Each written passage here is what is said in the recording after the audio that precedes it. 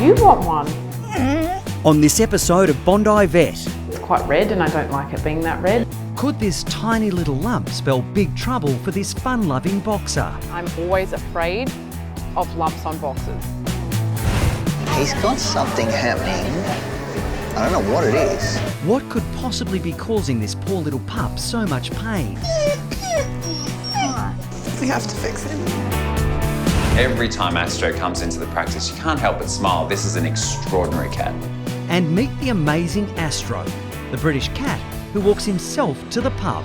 As long as the cat doesn't creep down in the night and help himself to my beer.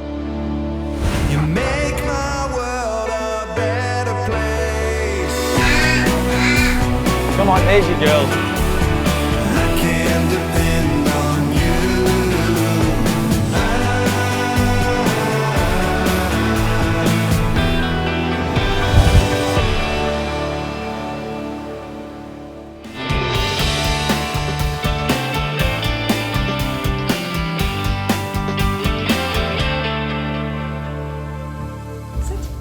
At the Bondi Vet Hospital, Jess and her one-year-old boxer Axel are eagerly waiting to see Dr. Kate.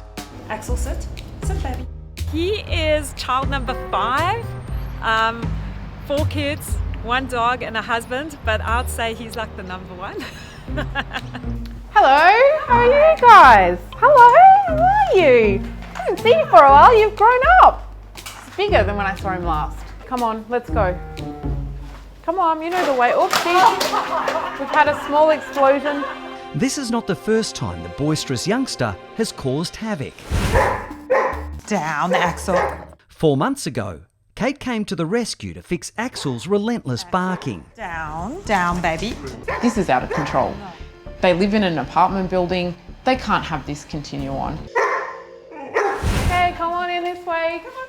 Axel's now the model of good behaviour. But today, there's another problem. Okay, you mister, what's going on? Have you got a lump on you? Yeah, so it's just there, and I think it's getting bigger. Just there. Oh, like on the skin? Yeah, Okay. yeah. Okay, so it's got this little red mass. It's only very little, and to anyone it just looks like it's a skin tag, which it very well may be. Dogs do get moles, just like humans, but saying that is that he's a boxer. You guys know that I'm very, very cautious about boxers and lumps. Boxers are really prone to cancer. That is pretty anecdotal, but I've worked in this industry a long time and I'm always afraid of lumps on boxers. It is a bit of an odd one because, as I said, it's quite red and I don't like it being that red. And do you think that it's grown? Do you think it's changed? I think it has got bigger. Kate's worried that the harmless-looking bump could be an aggressive type of cancer called a mast cell tumour. He's still very young, which is in his favour, but saying that is that I don't like lumps on my boxers. No. Full stop. So yes, it needs to go. Yeah, no, rather safe than sorry. That's why we're here now. How are you otherwise, you little monkey? So I'm good. I'm good. And in the park. I've seen all of your adventures on Instagram. Young Axel is a much-loved regular at the local park, and being Bondi, he's got his own social media following.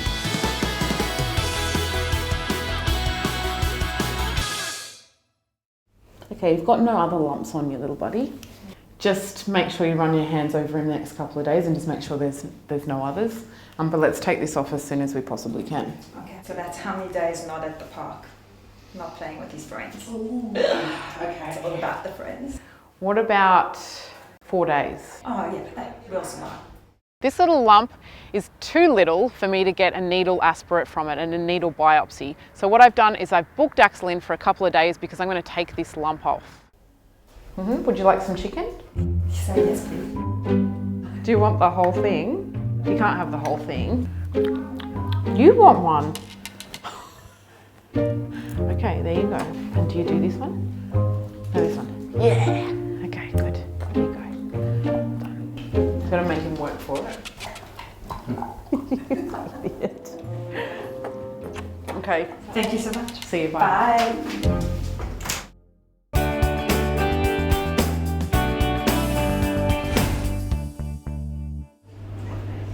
Where's Dr.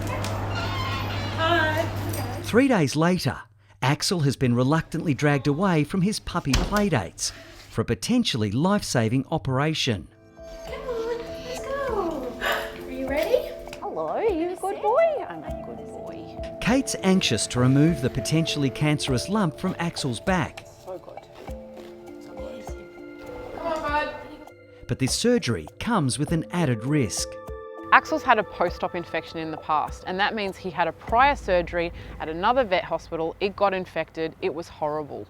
He ended up in ICU for 5 days. It was really bad, and the reality is that makes this surgery a whole lot riskier. Good boy. These are the softest ears in Australia. I know, sweetheart. You know you don't have to ask. That's good to have some oxygen before you get started.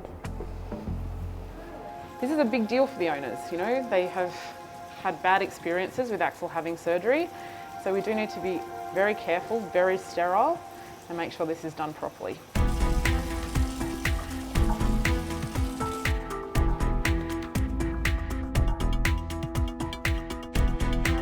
So what I look for in a lump isn't necessarily just about size.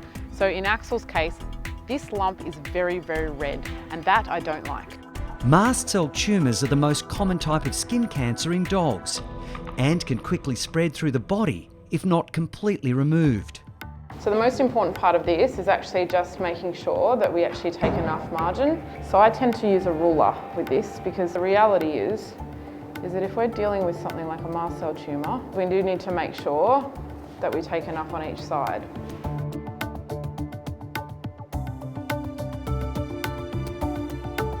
Important to remember, we also have to take a layer from underneath. I'm trying to get as much of this tissue around the lump as I possibly can so that we can make sure if this goes a bit deeper than what we think it does, that we have got the whole thing. And then just grab me some, oh that was good. But what we will do with this lump is we're going to send it to the lab and they're going to tell us what this is and what we need to do next. Worst case scenario is something nasty and it's spread. Best case scenario for Axel, this is something completely benign, didn't really even need to do this surgery, not a big deal, life moves on. Okay, we're good to go. We're done. I'm really happy with how this surgery has gone. It's gone exactly to plan. I've taken some really good margins on it. I'm confident that we have got the whole thing. One leg. There you go, get dressed. I'm going to send Axel home with a onesie. I have to protect that wound somehow, and this is the best way to do it.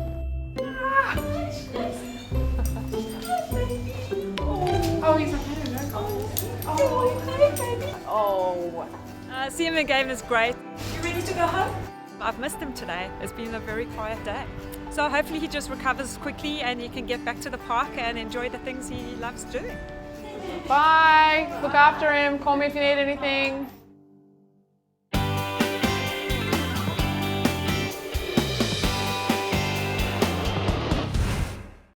Ready?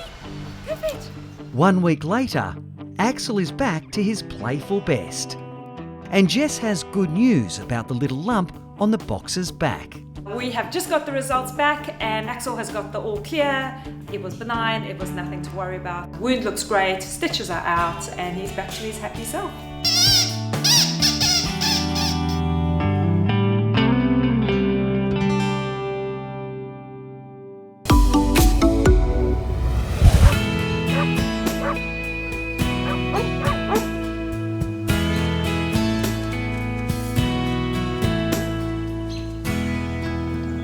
Hey, big kisses today. In Isleworth, Astro is scheduled for his regular eye examination. Owner Louise, an Australian expat, rescued the 13-year-old cat 7 years ago. Astro's my little mate. He's adorable. I'd do anything for him. So what's going on today, for goodness sake? Right from the start, Louise knew he was no average house cat. First started to realise Astro was a little bit strange when I'd let him out. Yes, boy, go for a walk. He'd go off wandering, but he wouldn't come back. and I could never find him. And inevitably, I'd get a phone call saying, your cat is in my house. So I'd have to go around and pick him up. And people just fell in love with him. It's ever so strange. There's almost nowhere Astro hasn't been in the neighbourhood. He's welcome at the bowls club and the kids' playground. He even gets a seat on the bus. Come on. But his favourite haunt is definitely the local pub. How's Astro today? Now though, Louise is worried Astro's exploring days may be numbered. As a kitten, he contracted cat flu, also known as feline herpes. There is no cure, and when the virus flares up, it infects Astro's left eye. The danger is, if the damage continues, Astro may need that eye removed. I'm worried about what life he will have if he loses his eye. He loves to go out and wander. I don't want anything to hamper that. Today, Louise is hoping Scott may have a treatment plan to help her famous cat. It's a good boy. Hey?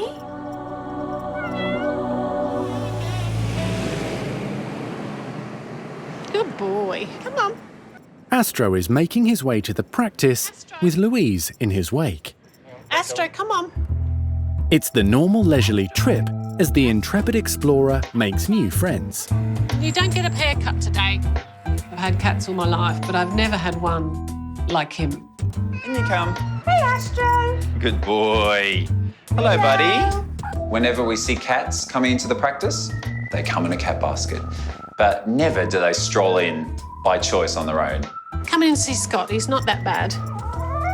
It's absolutely incredible. Every time Astro comes into the practice, you can't help but smile. This is an extraordinary cat.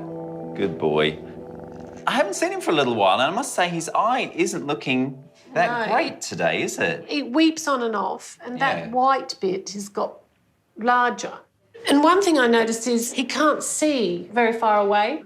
Yeah. Like, maybe 20 feet. Mm-hmm. He can't see me. Yeah, and that's concerning, isn't it, from his outdoor exploits. He needs to see where he's going. Yeah. The concern I've got is that the changes that I can see on the surface of his eye might actually impede his independence. Astro needs 20/20 vision to get around the neighbourhood, but right now I'm really worried that he could actually lose his sight. The eye is far from normal. Oh, Astro.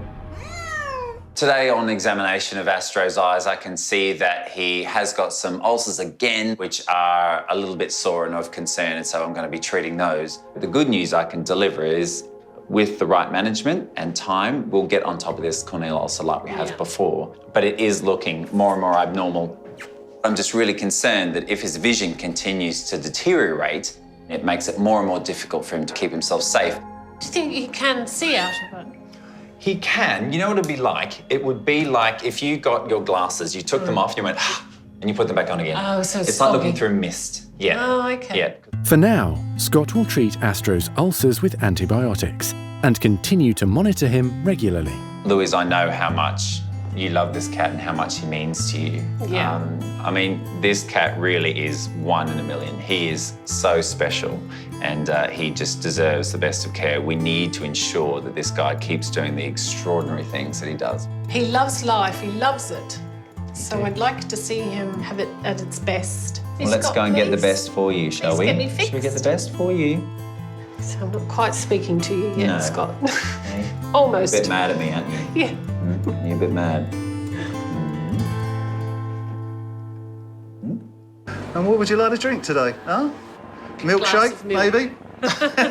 Great news for Astro is with all the medication that we've been using, his herpes condition is now under control and his vision for now seems improved. So for Louise, it means she can be confident, he can roam around his neighbourhood, and long may the king of Isleworth reign. As long as the cat doesn't creep down in the night and help himself to my beer. You like a drink, don't you, Astro? I'm looking after him. He looks after me. He means the world to me. It's not the thing you see every day, is it? Cats walking around in pubs. That's what he does. That's true. On another planet. Yeah.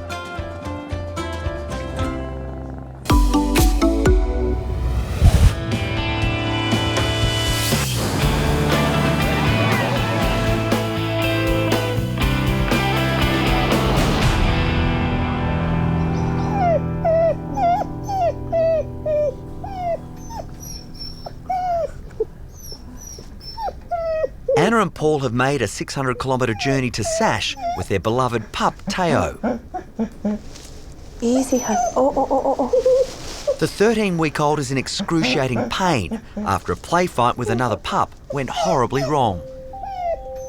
We think he took a tumble trying to walk. He was screaming. Just wouldn't stop screaming every time he moved. He was just screaming. I'm really worried that it's something that could ultimately end his life. Yeah, it's so... Oh, baby. Hello. Hello. I'm Lisa. I'm one of the emergency vets. Hi. How are you? Well, thank you. What have we got over here? This is Teo. Okay. What's happened? He was playing and we think something happened. We think he rolled over and then seemed to be unable to walk without screaming. Okay. Just constant screaming. We're not talking, oh, we're talking, oh, scream. And he's been a healthy puppy? Yes. So he's never had a problem before this came on really suddenly? Suddenly. And he just looks pretty miserable there, doesn't he? He's very unhappy. Well, what I'm going to need to do is see him walking around. Okay. If you don't mind popping him down on the ground so I can just see what his movement is like. He's in a lot of pain, and something like this has to be caused by something pretty serious. I can't exclude trauma as a possible cause. So he could have an injury to his spine or his spinal cord or even the muscles around the neck. But what I really need to work out is, has he got something else underlying and this was just a coincidence? He's wagging his tail, that's a good thing, and he's actually got the ability to walk. All right, honey. All right. All right.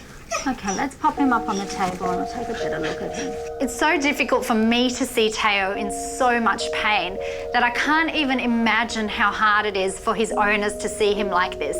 He's like their child, and screaming in agony has got to be really traumatic for them as well. Poor boy. Lisa is hoping a full health check will help determine the cause of Teo's pain. It's really important with a young dog to make sure that he hasn't got a fever as well as this, because it could be something pretty serious if that's the case. All right, his temperature's normal. He's really sore. It's just like, I don't know where to touch him, where the pain's actually coming from. Initially, you couldn't touch him anywhere. It was like it was coming from everywhere. Even though I know Teo is in agony, in order to try and work out what's going on, I'm going to actually have to try and touch the areas where it's sore, and this is really gonna hurt. All right, sweetie. Watching their young pup in pain proves all too much for Anna and Paul. I need to be able to fix him. I have to fix him. I can't not fix him. It's not an option. We have to fix him. I can't imagine not fixing him. It's too much dog. All right, his tummy's not painful. It's certainly not coming from there. Okay. Yep, that's where it's coming from. It really seems to be his neck and his shoulder area. It's really just localizing to this area up here. The rest of his back seems okay. Fortunately, his nerves seem to be functioning normally.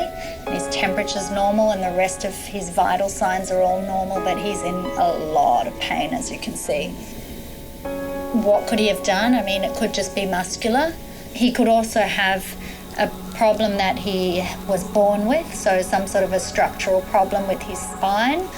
But more seriously is if he's done something to the bones in his spine or even the nerves there, and that can certainly also cause pain like this.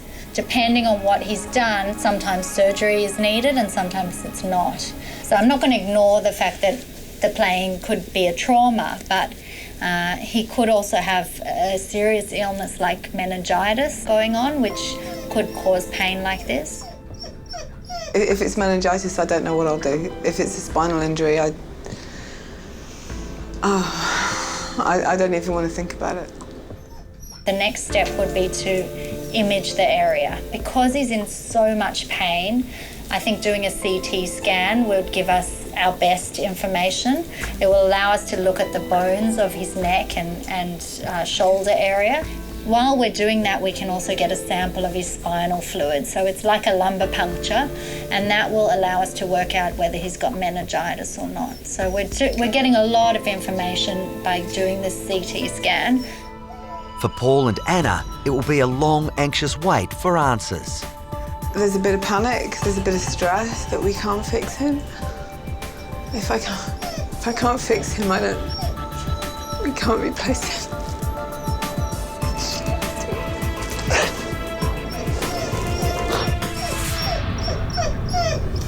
Just hit, yeah. Ready? Good boy. Specialist surgeon Dr. Steve Fernside is hoping the scans will give a clear diagnosis of what's causing the 13-week-old pup's severe neck pain. So little Teo's come in. He's a pretty sick little dog. He's got an extremely sore neck. So our next step is to do a CT scan on him. CT is like a three-dimensional X-ray. So it allows us to look in a great deal more detail at the structures of his neck to try and define what the cause of his pain is. For Steve, Teo's case is a diagnosis of exclusion. So what we're really concerned about with Teo is that he suffered a serious injury to his neck. There are other possibilities. He's got some disease like meningitis or something like that that could be causing severe pain. Obviously, it's difficult to talk to a puppy and communicate with a puppy about what's happened, so we've got to investigate all the possible causes, and the most serious being that it could have caused a serious damage to the bones and structures of his neck. Teo's owners, Paul and Anna, are anxiously waiting for answers. I hope the vet's going to tell me that we can fix him, and quickly. I just want him to be fixable. Not knowing is horrible. It really is horrible. There's something there. It's large. It doesn't take long for Steve to spot a problem. He's got something happening. I don't know what it is. There's something happening at about see this on the left side of his cord here? It looks like there's something that's pushing into the spinal cord in the lower part of the neck. It's an area that's quite deep within the neck. So what we're going to do with Teo is give a little bit of dye into the system, which allows us to take another CT scan and allows us to get more detail of the area that we're particularly interested in. It's a little bit intriguing. When we get to this location here, we can see there's something starting to push on the left side of his spinal cord. And then once it's finished, the spinal cord sits back in its normal position. I think the possibilities are two.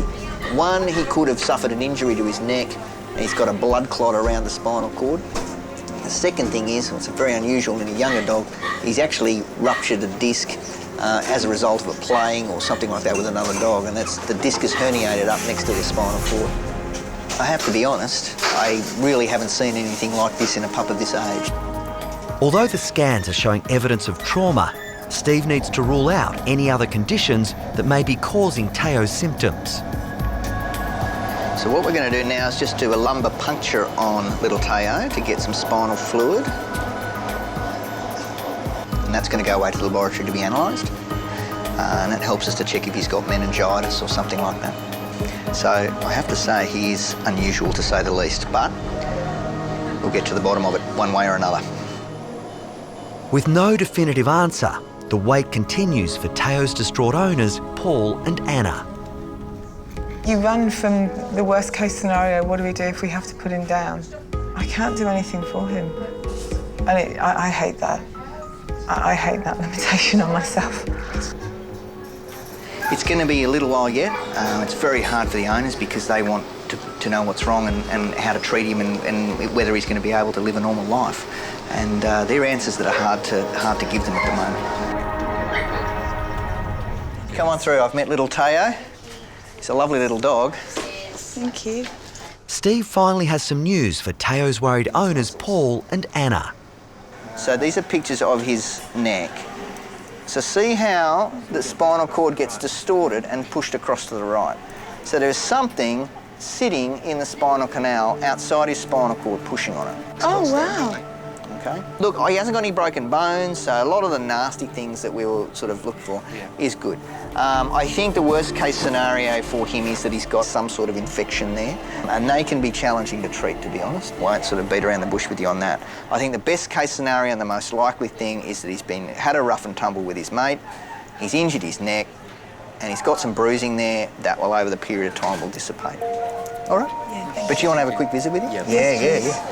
Just see if he's having a sleep. He was pretty sleepy there before. So Teo's a really tough case because it's really hard to make a definitive answer as to what's caused his problem. But we have some fairly strong suspicions. There we go. Oh, sweetie. That was a good boy. Hello. I'm glad he's awake. I'm glad he's happy. He looks better already. It's nice to see him so pleased and so happy. In an ideal world, every animal that would walk in, we'd have an answer within 5 minutes and then be able to treat it within 10. Life's just not like that. Life's a lot more complicated. Everyone is now desperately hoping the test results from the lumbar puncture will give them a definitive answer on what's wrong with little Teo. Good boy.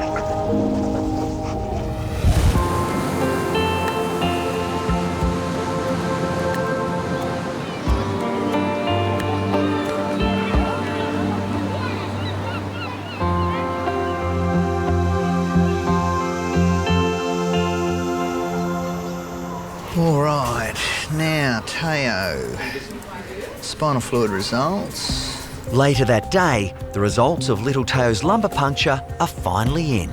The news is good. I mean, they reported them as normal, which is great, so they're a big relief that he doesn't have meningitis or some of the problem that puppies can get like that. So that's terrific. It's one thing to tick off the list, which is good.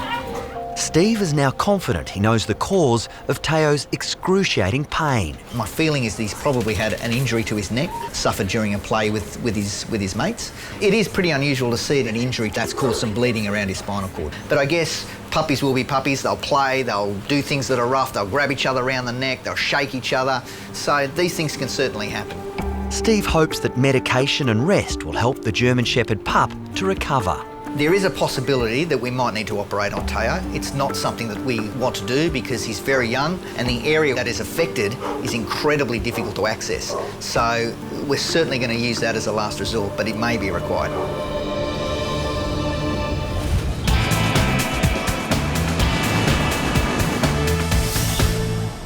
Hey there, little mate. You had your brekkie? Good boy. Come on. Hello. How are you doing? Oh, you're feeling a bit better, aren't you? Come on, sport. Come on, Teo. Good boy, that's the way. Oh, you're doing great, mate. Well done. Next day at Sash, there's some exciting news for brave little Teo. Teo's doing a lot better. He's more comfortable, the medication is starting to work, and we're happy that he's heading in the right direction. So the good news is that he can go home. Come on, Teo. There's a good boy. It's been an incredibly difficult few days for owners Paul and Anna. But finally they've got the news they've been so desperate for. This morning Steve has some answers for us and yes, we can take baby home. So I'm really pleased with that. I'm really happy. Come on, good boy. Good boy. Look who's here. Look who's here. There we are, team. I'm really pleased with him. He's a good boy. I'm really pleased with him. Actually, he was out there jumping around, you know, like there was nothing wrong with him. So I think he's doing a lot better. I'm very pleased with him, guys. So Baby. He's a good boy. Yeah. He's a good boy. Teo looks great. He can walk. He walked to me. He's throwing his paws at me. He's looking great. He looks fantastic. Day by day, every day is getting better. His limp's gone away. He's getting out of the cage now without crying. His pain is much more controlled. He's happy, he's eating really well. So I think, guys, he's on the road to recovery. It's really important now that Teo takes it easy at home. He's missed by a whisker, suffering a really serious injury. He needs to take it easy for a period of time, so he needs to stay really nice and quiet. You be good. Don't play rough with your brothers and sisters. Don't give anyone too much trouble, and be good for your mum and dad. He'll be good. He'll be good. All right, guys. I'll leave you with him. It's been a pleasure. Thank you. Thanks, Paul. Have a safe trip. And we'll keep in touch. I'm very relieved to send Taya home. It's lovely to see him back with his pack, back with his owners, back with his mates, and making a good recovery. Come on then. Let's go home. Oh, he's so good boy. Come on. So good boy. So good boy.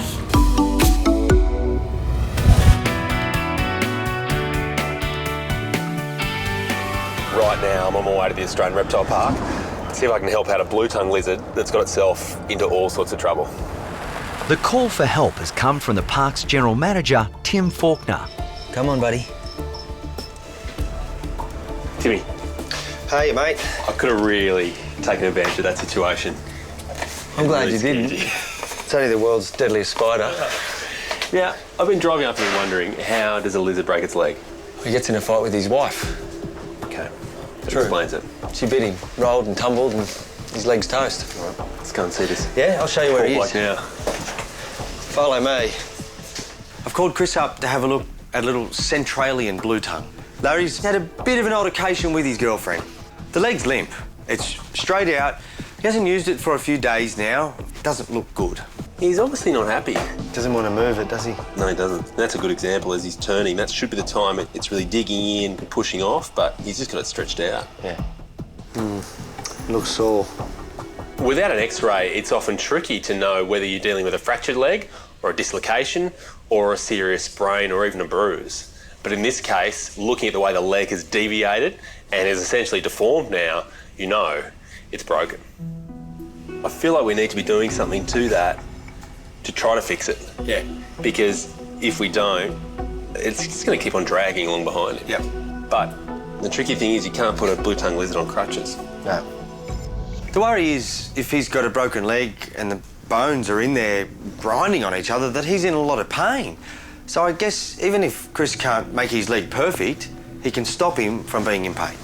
You just need to work out exactly where this break is. We can do it fairly easily by just comparing the good leg with the bad leg. I think this area here, which is his femur, is fine because when you compare it to this side, they're very similar. Yeah. I think his hip joint's intact because he can do all the movements that this leg can do. Yep. They can really lift it up and lift it down. Yep. But where he struggles is in the stuff below what is his knee. And he just really doesn't want to bend that leg at all. And that would make sense. If the female was to bite him, she's going to get the end of the leg, not up near the hip. Yeah, exactly. Once I get to the tibia, which is the long leg bone, I can see there's a big deviation. It's really sunken in and twisted. So we know where the fracture is. What we don't know, though, is how we're going to fix it.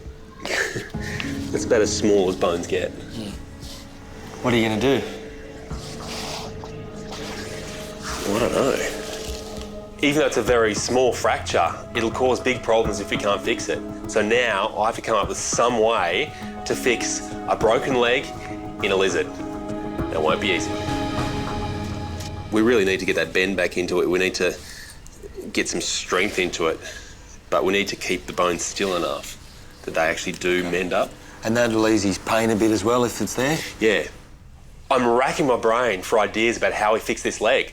Pins aren't going to work, wires aren't going to work, screws, impossible. All of a sudden, it comes to me.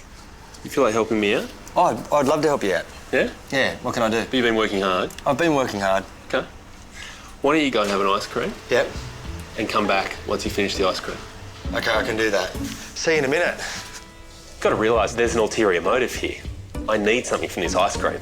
First of all, I need Tim to finish it.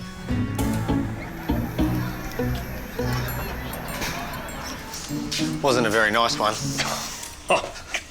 Clean your mouth. Look at you. I've still got some there. Yeah. Good old Tim seemingly approaches ice creams like he approaches everything else in life. 100 miles an hour. There is chocolate all over his face. But Tim has left me the most important part of the ice cream, which is the stick. This stick, once it's cut down, will be a perfect splint for this lizard's broken leg. Geez, you're an ideas man. You know, this is the good thing about Chris. I'm there thinking about a possible amputation, and he's got a simple solution that's going to work. Best case for the lizard. All right, Timmy, so I'm going to need your help here. So the idea is going to be put this splint over the top, and where there's that bow in the leg, a tape should actually bring that and straighten that out. Everything here is painstakingly small and painstakingly delicate. But if you get it wrong, the consequences will be dramatic. Larry will just not tolerate a splint that doesn't fit and that rubs on his leg. So just getting it right is crucial. I'm pretty happy with how that's sitting there. Let's give it a test drive. Okay, you want him down? Yeah. Yeah, already Oh, look at that. weight on that. That must feel really good for him. Instantly, literally instantly, he's up on his leg. What a solution. So if you can leave this splint on for ideally 3 weeks, I think we'll be laughing. The good news is that Larry should make a full recovery, but there are no guarantees about his love life. Larry has a lot of L's in his life. Lonely, loveless, unlucky in love.